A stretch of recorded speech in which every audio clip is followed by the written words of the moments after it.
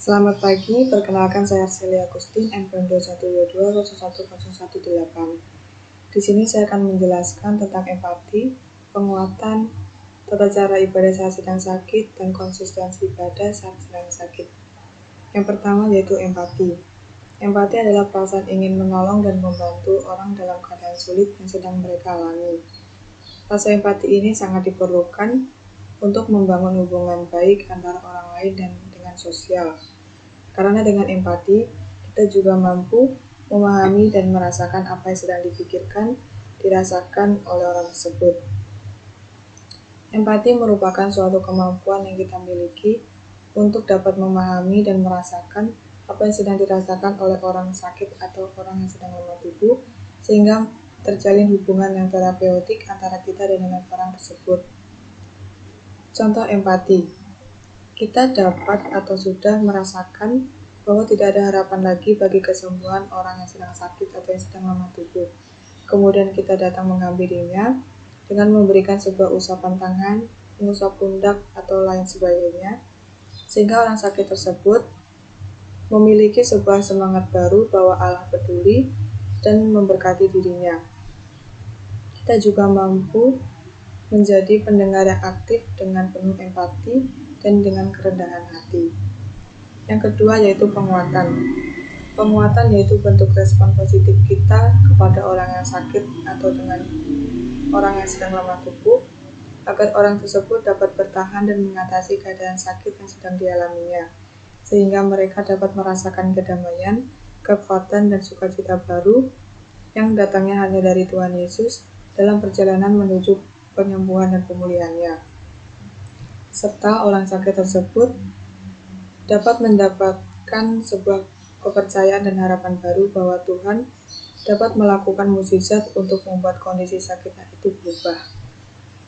Penguatan tidak hanya kita lakukan kepada orang sakit, tetapi juga kepada keluarganya. Ada sebuah kasus tentang keinginan untuk bunuh diri. Mengapa kamu berpikir untuk bunuh diri? Tanya seorang ibu kepada seorang pemuda. Karena begitu banyak hal tidak baik yang telah saya lakukan selama saya hidup di dunia ini, jawab pemuda itu. Tetapi kamu tidak harus mati untuk perkara-perkara tidak baik yang telah kamu lakukan. Jawab pemuda itu, ya, saya harus mati dan dihukum karena Allah belum mengampuni saya. Dan jawab seorang ibu kepada pemuda itu, tetapi Allah telah mengutus anaknya untuk turun ke dunia ini, mati di atas kayu salib untuk menanggung dosa saya, kamu, dan kita semua orang percaya, sehingga kamu tidak harus mati untuk semua hal tidak baik yang telah kamu lakukan. Yang kamu perlu lakukan adalah memintanya untuk mengampuni kamu. Kalau Tuhan masih memberikan nafas hidup, berarti cerita hidup kita belum selesai. Seburuk apapun keadaan kita, Tuhan masih punya rencana untuk kehidupan kita. Jadi, iman kita bukanlah untuk menghindari masalah yang sedang kita hadapi, tetapi untuk menolong kita melewatinya. Karena bagi Tuhan, tidak ada yang terlalu cepat atau terlalu lambat. Semuanya tepat dan penuh berkat. Yang ketiga yaitu tata cara ibadah saat kondisi sakit. Yang pertama yaitu saat teduh. Saat teduh adalah suatu momen saat kita bertemu Tuhan Yesus, dan kemudian kita menyembah Dia secara pribadi. Yang kedua yaitu pujian penyembahan, yang ketiga doa pembukaan, yang keempat pujian pengucapan syukur, yang kelima yaitu doa untuk yang sakit. Berdoa tidak hanya kita saat kita membutuhkan sesuatu, tetapi berdoa saat kita punya banyak hal yang harus kita syukuri.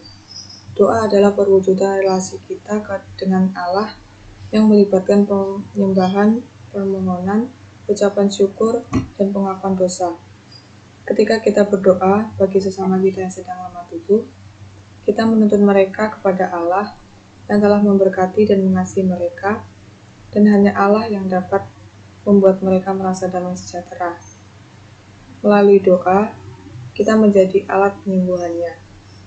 Berikut adalah contoh doa untuk orang yang sakit. Allah Bapa yang Maha Kuasa, kami mengucap syukur atas rahmat dan berkat yang telah Kau berikan kepada kami. Saat ini kami bersatu hati berdoa untuk Bapak ini yang sedang lemah tubuh. Tuhan, kami percaya Engkau Allah yang dapat kami andalkan. Oleh bilur-bilur-Mu, jadikanlah Bapak ini tahir dan sembuh di dalam Engkau melalui obat yang diminumnya, melalui medis yang dipakainya.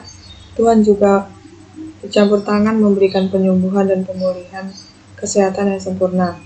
Juga Tuhan berikan kekuatan dan penghiburan bagi keluarga Bapak ini. Hanya di dalam nama Tuhan Yesus Kristus kami berdoa dan mengucap syukur. Amin.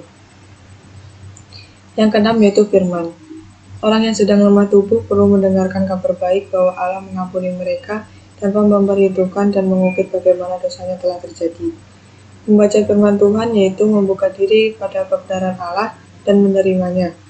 Seperti dalam Matius 11 ayat 28. Marilah kepadaku semua yang letih lesu dan berbeban berat. Aku akan memberi kelegaan kepadamu. Jadi, hidup di dalam Tuhan bukan berarti kita lepas dari kesulitan. Tetapi saat sedang diterpa badai, kita memperoleh damai sejahtera yang hanya didapat di dalam Tuhan Yesus.